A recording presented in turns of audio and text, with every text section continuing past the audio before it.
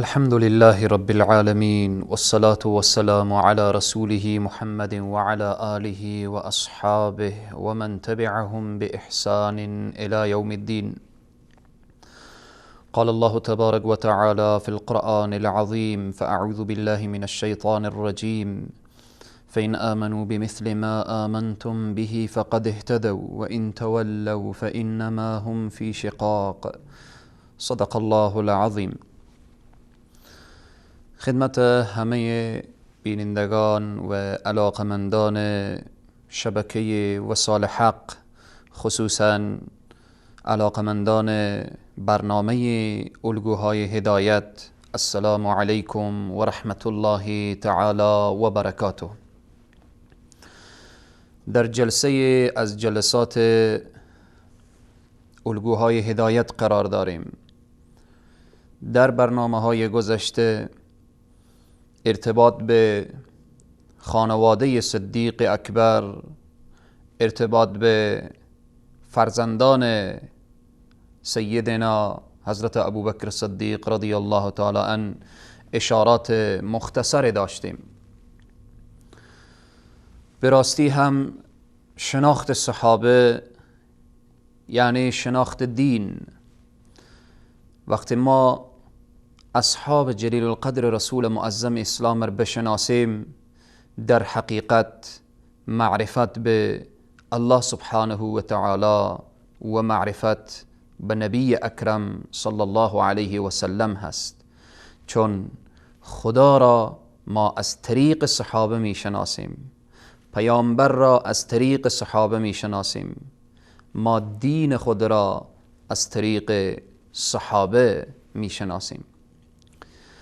در جلسه کنونی بحث ما پیرامون جایگاه اجتماعی ابوبکر صدیق رضی الله عنه و ویژگی های اخلاقی سیدنا ابوبکر صدیق در جامعه جاهلی قبل از اسلام. ابوبکر صدیق قبل از اسلام چگونه جایگاهی دارد؟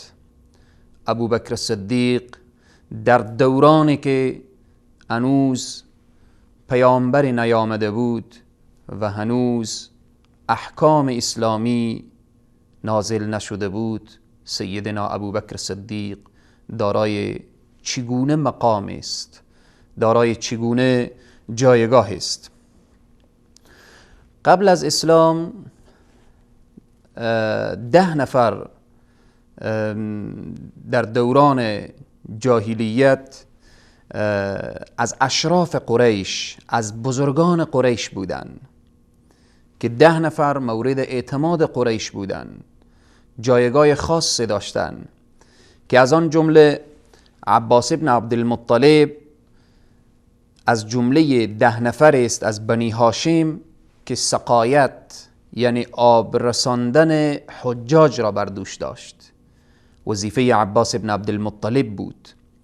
همچنین مثل ابو سفیان ابن حرب از بنی امیه پرچمدار قریش بود.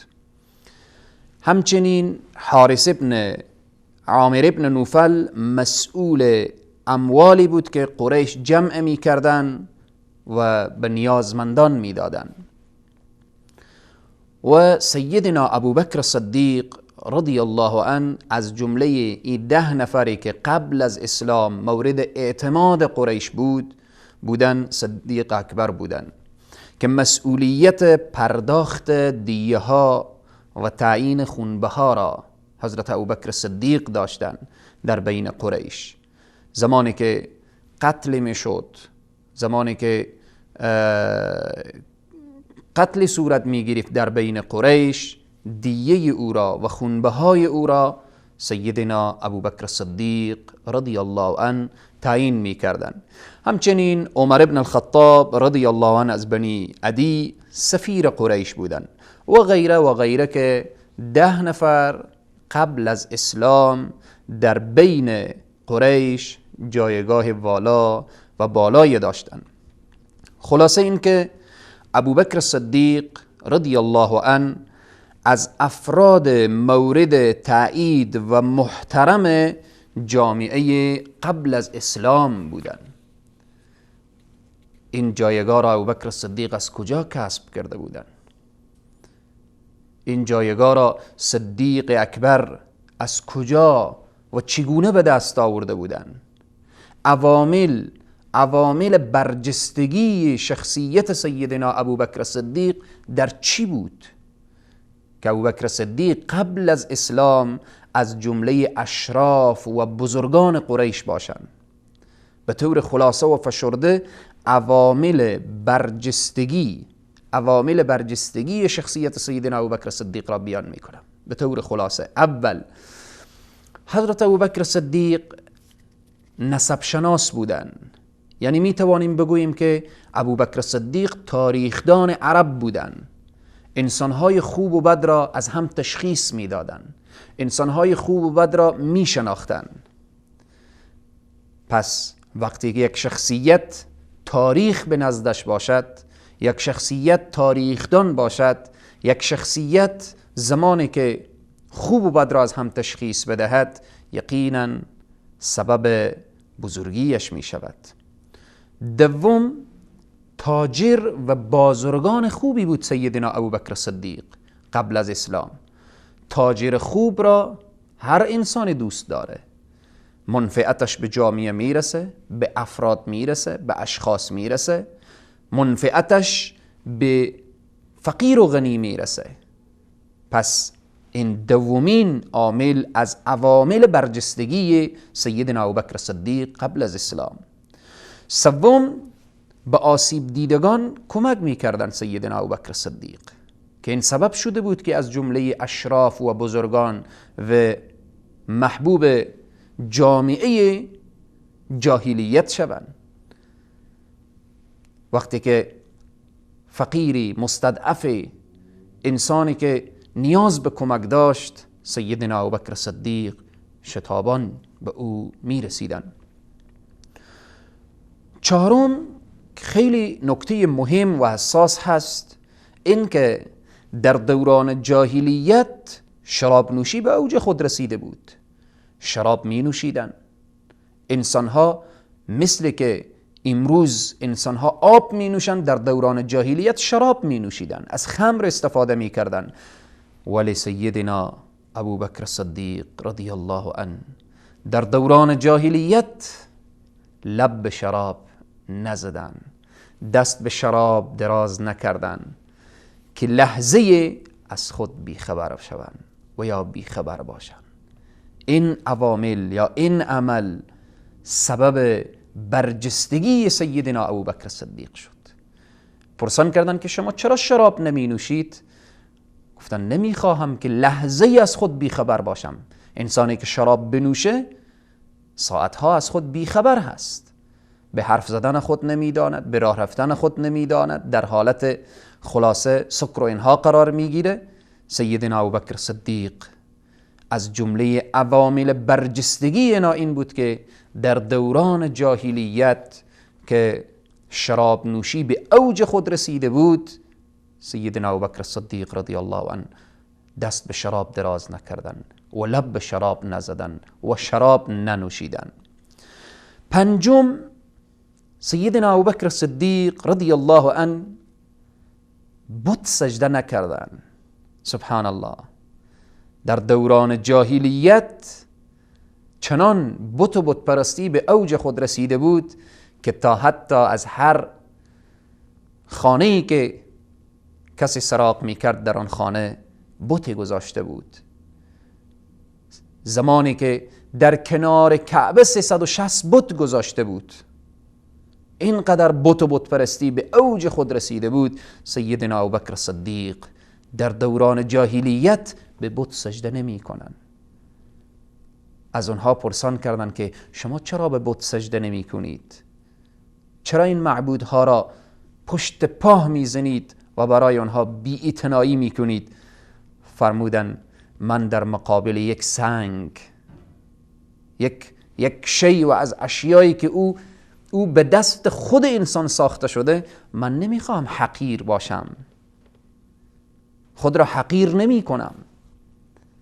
سیدنا ابوبکر صدیق دانسته بودند که سرخم کردن در مقابل یک سنگ، در مقابل یک مخلوق، در مقابل یک شیئی از اشیایی که اون نه نفع میرساند و نه ضرر و تا حتی یک مگس را هم به تعبیر قرآن او از خود دور نمی کند، ابوبکر صدیق میگن چگونه در مقابل این من سرخم کنم؟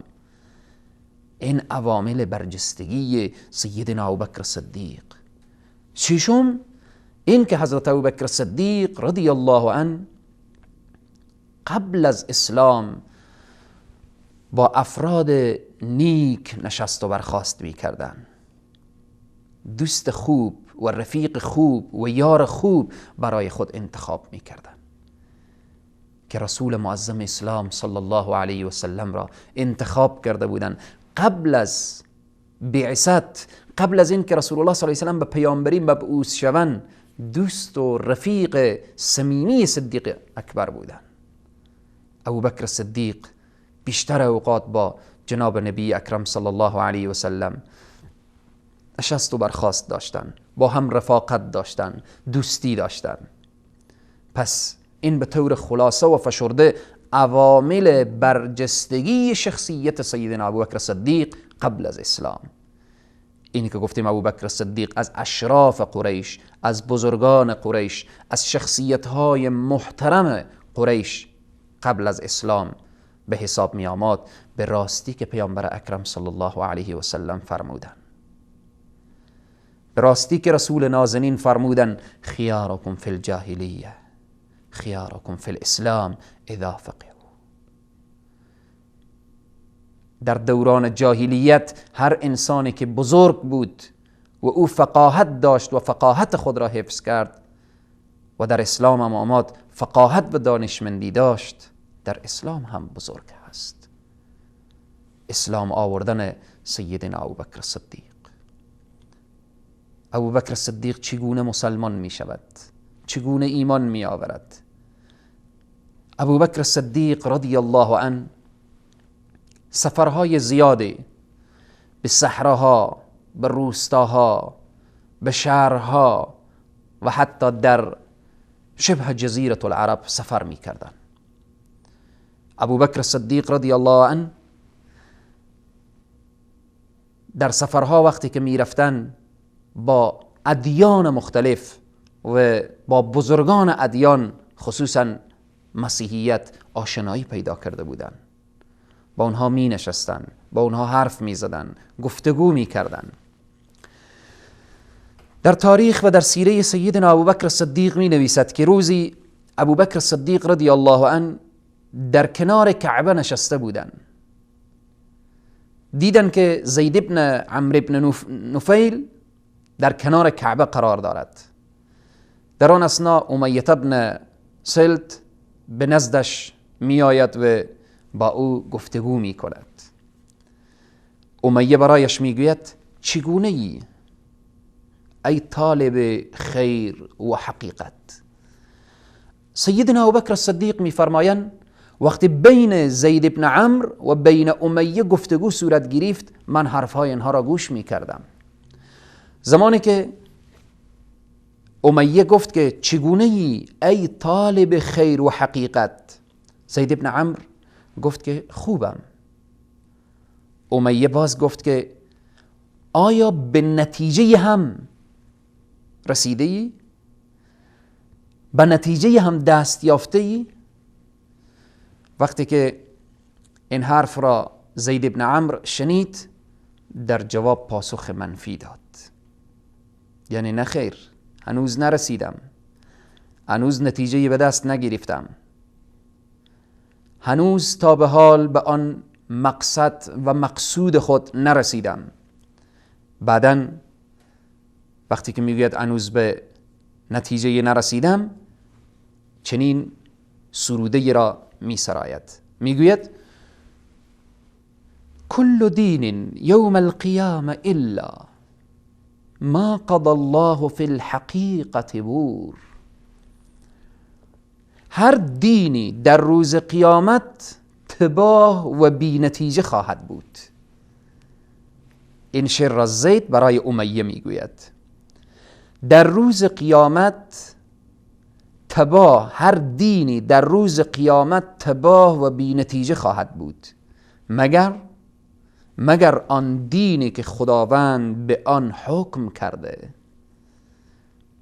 آن دینی که خداوند به آن حکم کرده و بنایش را بر حق و حقیقت نهاده است. سیدنا ابوبکر صدیق رضی الله عنه میگوید این گفتگو را من گوش میکنم و سپس زید ابن عمرو برای امیه اضافه میکند و میگوید پیامبری که انتظارش میرود یا از میان ما برانگیخته خواهد شد و یا از میان شما. سبحان الله. سیدنا ابوبکر صدیق میگوید پیش از آن، یعنی پیش از گفتگوی زید ابن عمرو و امیه ابن سلت، پیش از گفتگوی اینها هرگیز نشنیده بودم که شخصی به پیامبری برانگیخته خواهد شد یا کسی انتظار بعثت را داشته باشد. نشنیده بودم. سیدنا ابوبکر صدیق رضی الله عنه میفرمایند وقتی که این گفتگو را شنیدم برخواستم، حرکت کردم به سوی ورقه ابن نوفل. زمانی که به سوی ورقه ابن نوفل رفتم به او گفتم که چنین شنیدم، از اشخاص شنیدم که پیامبری می آید، انتظار بعثتش هست.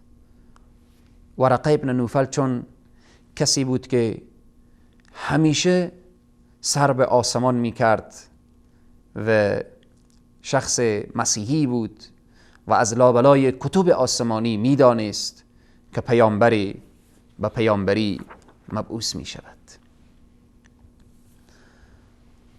وقتی که سیدنا ابوبکر صدیق به نزد ورقه ابن نوفل می رود و جریان را می گوید، ورقه می گوید که بله، پیامبری از میان عربهای پاک نژاد و شریف مبعوث می شود. هنگامی که ورقه ابن نوفل جریان را بیان می کند و می گوید من نسب شناس نیز هستم و می دانم که ای ابوبکر قوم تو قوم نیک و با شرف و از اشراف و بالآخره قومی است که پیامبر از میان قوم تو برجسته خواهد شد. ابوبکر صدیق رضی الله تعالی عنه میگوید ای عمو، آن پیامبری که میآید چگونه صفات و چگونه خصوصیات دارد؟ ورقه ابن نوفل میگوید همان چیزی را میگوید که بر او وحی می شود. او ظلم نمی کند، او انتقام نمی گیرد، او کارهای ناشایست و ناروا را انجام نمی دهد. او انسانی است که امین هست، او انسانی است که برای نجات بشر فرستاده می شود، او انسانی است که انسانهایی که در منجلاب و بدبختی فرو رفتن دست آنها را می گیرد و آنها را به فلاح و رستگاری سوق می دهد. بعداً سیدنا ابوبکر صدیق رضی الله عنه از آن به بعد لحظه شماری می کند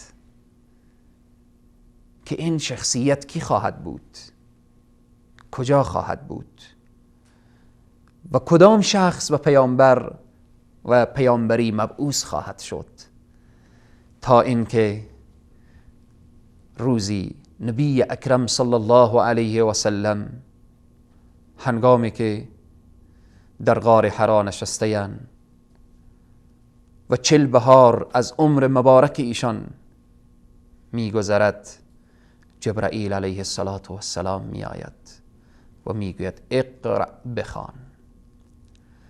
وقتی رسول معظم اسلام صلی الله علیه و سلم به پیامبری مبعوث می شوند، این جریان را برای صدیق اکبر می گویند ای ابوبکر،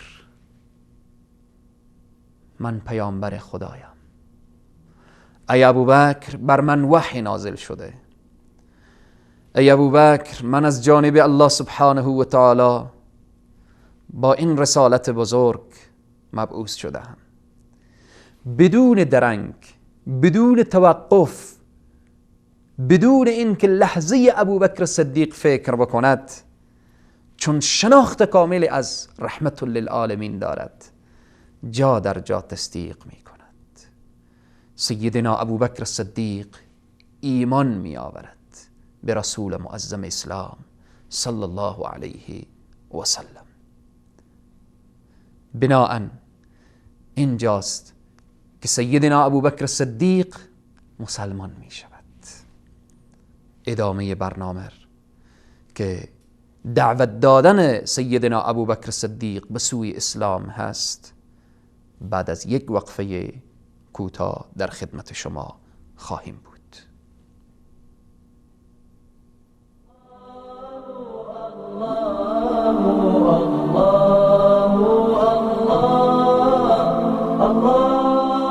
وصال حق، منبر توحید و حقیقت.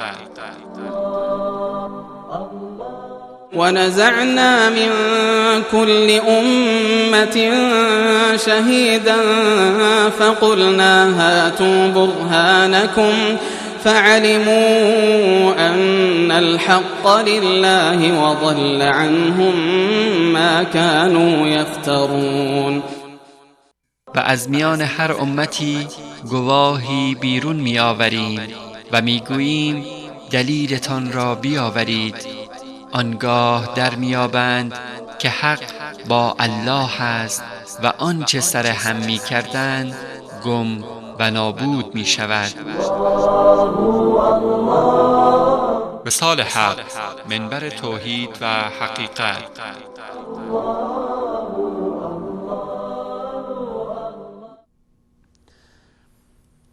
خدمت همه عزیزان مجددا السلام علیکم و رحمت الله تعالی و برکاته. سخن از صدیق اکبر هست. ابوبکر صدیق مسلمان می شود.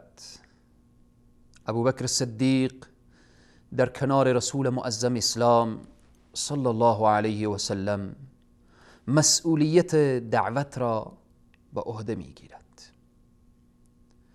دعوت دادن ابوبکر صدیق به سوی اسلام. ابوبکر صدیق زمانی که مسلمان می شود در جای خود نمی نشیند، در خانه خود قرار نمی گیرد. ابوبکر صدیق به این اکتفا نمی کند که من مسلمان شدم فقط وظیفه‌اش ختم هست. ابوبکر صدیق خوب می داند که دین اسلام دین عمل هست. ابوبکر صدیق زمانی که مسلمان می شود به همراه رسول معظم اسلام صلی الله علیه و سلم مسئولیت دعوت و ارشاد به عهده می گیرد. ابوبکر صدیق جان و مال خود را به خدمت اسلام قرار می دهد. حرکت می کند ابوبکر صدیق تا اینکه دست دیگران را گرفته و اونها را از گودالها، از بدبختیها، خلاصه از جهنم اونها را بکشاند به طرف بهشت. شخصیت ابوبکر صدیق شخصیت است که اشخاص رجال و برجسته را به طرف اسلام دعوت می کند. ابوبکر صدیق واقعاً نمونه زنده و مصداق حقیقی فرموده الهی است که الله سبحانه و تعالی می فرماید ادع الى سبیل ربک بالحکمة والموعظة الحسنة وجادلهم بالتي هي احسن. سبحان الله. ابوبکر صدیق دعوت می کند با حکمت به سوی الله سبحانه و تعالی. با دعوت ابوبکر صدیق اشخاص با نفوس و برجسته قریش و عرب ایمان می آورند. چه کسانی با دعوت ابوبکر صدیق ایمان می آورند؟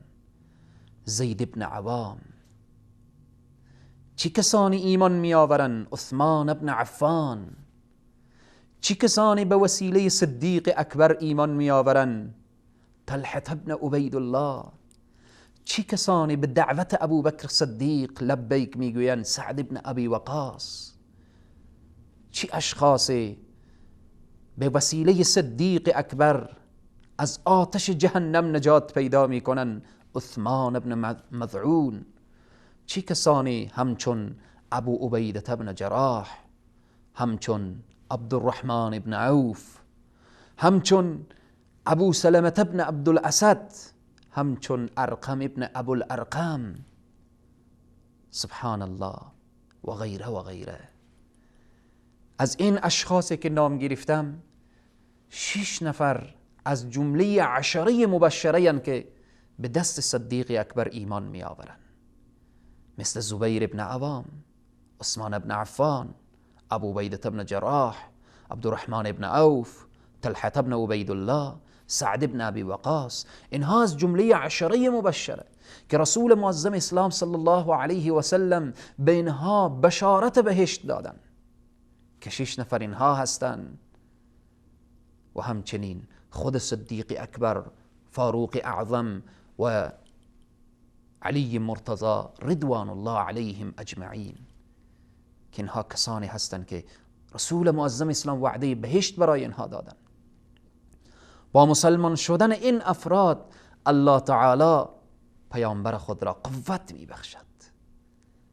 یکایک می آیند در مقابل رسول الله صلی الله علیه و سلم زانوی تلمذ می زنن و میگن اشهد ان لا اله الا الله و انک محمد رسول الله.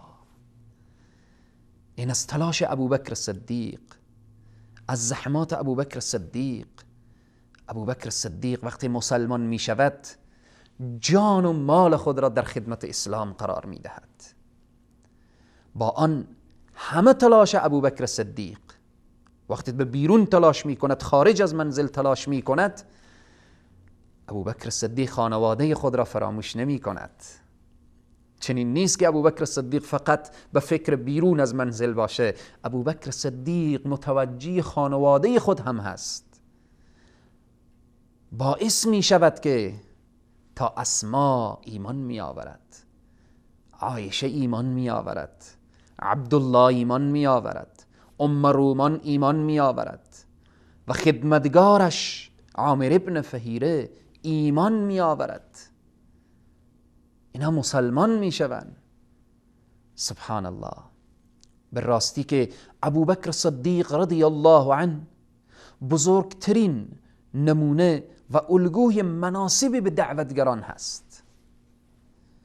اشخاصی که داعی هستند و دعوت می کنند، این بزرگترین درس هست که اگر افراد برجسته به دعوت ما اصلاح شوند،